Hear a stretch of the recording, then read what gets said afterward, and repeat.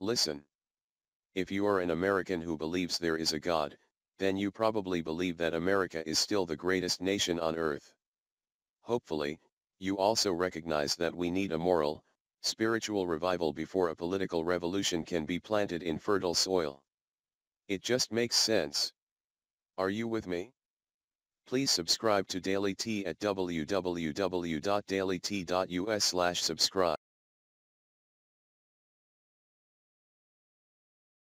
Sheep, Wolves, and Sheepdogs. Commentary by George Rogers Clark. Sheep, wolves, and sheepdogs. Surely, most people assume they belong to one of these categories by default. They assume it is just a part of their nature.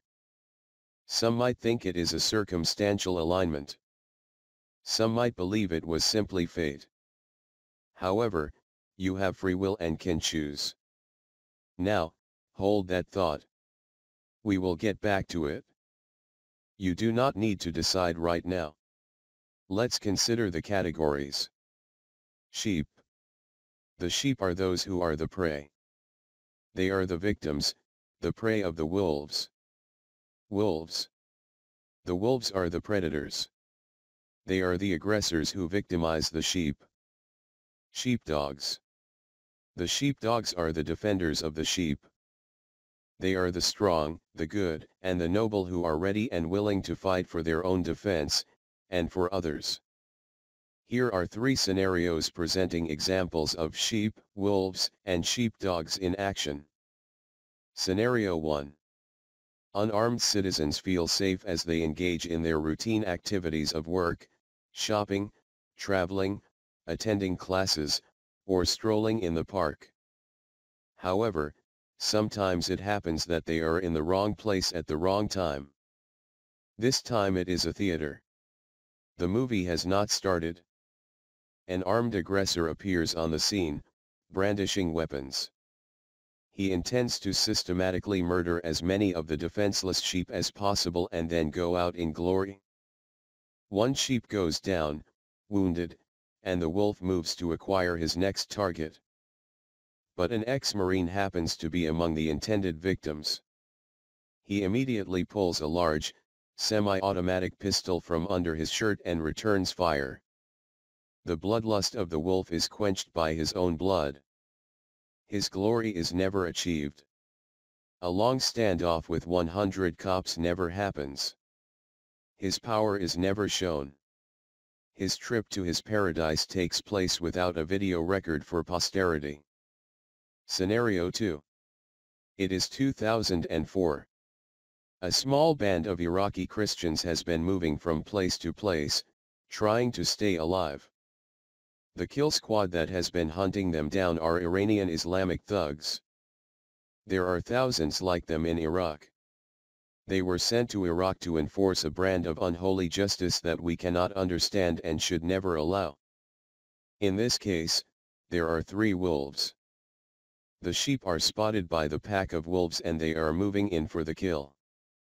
However, luck or fate or perhaps a higher power is on the side of the sheep this day. A sniper team, 2 Navy SEALs, are a mere 400 yards out on a rooftop. The spotter sees the wolf pack slipping silently toward the house where the sheep huddle in silent terror. These wolves have the type of weapons, ammo pouches, and other gear that clearly identify them as bad guys. The rules of engagement allow these wolves to be targets. The sniper's rifle is equipped with a suppressor. Rather than a deafening boom, it makes a loud pop. Center mass hit. One bad guy is down. There is about 2 seconds of frozen panic in the other two wolves.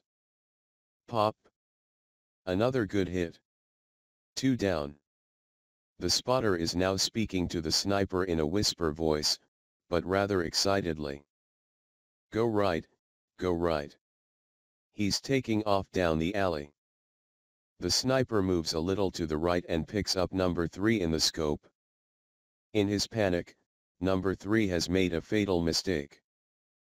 When he began to react, he backed up 10 yards and started running down an alley.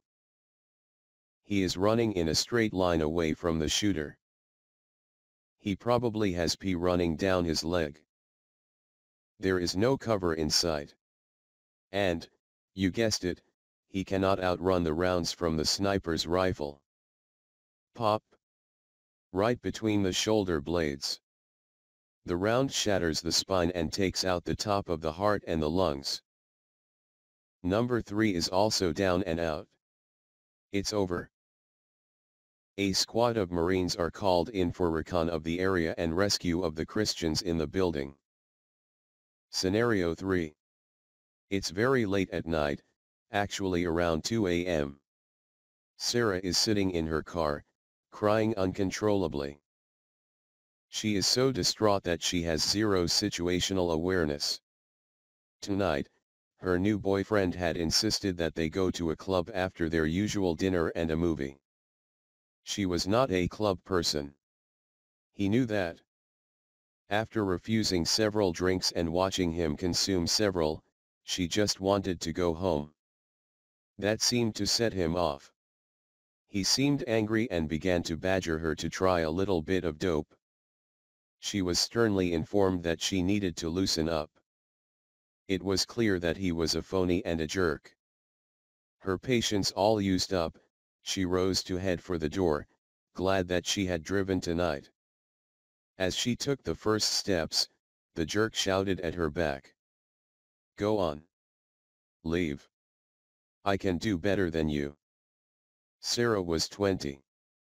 She was a very attractive young woman of good character. She had a decent job. She was a reliable worker. She took night classes at a community college. She didn't need that jerk. So, why was she sitting in her car, parked in an empty shopping plaza parking lot at 2 a.m., bawling her eyes out, asking God what was wrong with her? Her tearful introspection was about to come to a terrifying close. She sensed a presence near the driver's door and felt the car shake quite perceptibly. Thank God, the doors were locked. There were 3 young Muslim men standing beside her door and one had tried to open it. Nearby, parked at an angle to Sarah's car, was an old, full-sized passenger van. The doors were all standing open. The engine was going at a very fast idle. The muffler was either bad or missing and the thing made a lot of noise. Oil smoke rolled out from underneath it. The one wearing camo fatigues says, "Listen woman. We will not hurt you. We want only your money and your credit cards." The accent confirmed their short time in the USA. Sarah was shifting rapidly into a state of terror, but she tried to react. As she fumbled, reaching for the ignition switch to start the car, the tallest of the 3 hoodlums stepped right in front of the car. Then he leveled a chrome-plated revolver at her. Then Camo Man says, "Be smart woman. We have much time. Open door and we will not have to shoot windows out." Looking into the barrel of that huge revolver flipped a switch. Sarah's vision has gone blurry. She is hearing a roaring sound in her ears, but it is not the van. Her mind and her body seem to be separated from each other. She cannot really think it through, but she is about to open the door to relieve the very unreal stress she is feeling. Terror now controls her. In the fog of her mind, the sudden sound of squealing tires barely registers. Then she hears a loud boom, and then a pop, pop, pop. Somehow, her mind registers those sounds as gunfire, but she is so deep in the fog of terror that she cannot respond in any way. Then she hears another voice. Miss, are you okay? Miss, are you injured? Can you hear me? Look at me, miss. It's the police. You are going to be okay. An ambulance is on the way." From a distance, the young police officer had seen what was going on. He came in hot from an angle that was out of the wolf pack's line of sight. The noisy van covered his approach until he hit the brakes and bailed out with his weapon drawn. The predator with the chromed cannon fired first and missed. The officer returned fire with his 9mm sidearm and dropped him. By this time, the other two were trying to get their weapons out, and the officer dropped both with one shot each. The Lord answered Sarah's tearful question that night. Nothing. Nothing was wrong with Sarah. She had just made a mistake in the company she was keeping. From now on, she would pray more for guidance in relationships. She would also choose to explore getting a weapon, a carry license, and gaining knowledge in the use of the weapon. Do you remember the free will thing I mentioned at the beginning? It is true. We can decide. No one has to be a sheep. No one of good conscience wants to be a wolf.